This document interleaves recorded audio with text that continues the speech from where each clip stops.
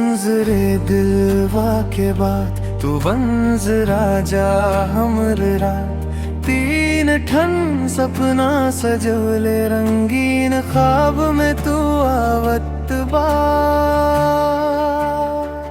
तेरे थाना प्यार हमार तुहे देवे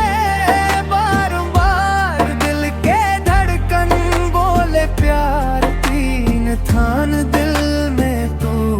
बसल बा तेरे थाना प्यार हमार तुहे देवे बार-बार दिल के धड़कन बोले प्यार तीन थान दिल में तू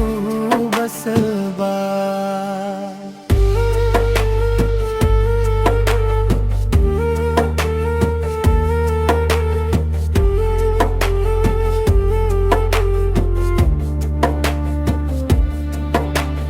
तनी मुस्कान तू दे जरा हमरा दुनिया रंगीला सजा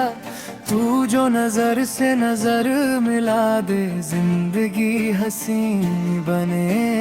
चला हर मौसम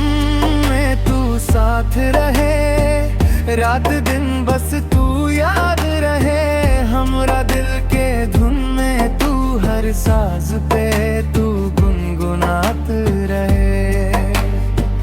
तेरे थान प्यार हमार तुहे देवे बार-बार दिल के धड़कन बोले प्यार तीन थान दिल में तू बसल बा तेरे थान प्यार हमार तुहे देवे बार-बार दिल के धड़कन बोले प्यार तीन थान दिल में तू बसल बा ओ साथी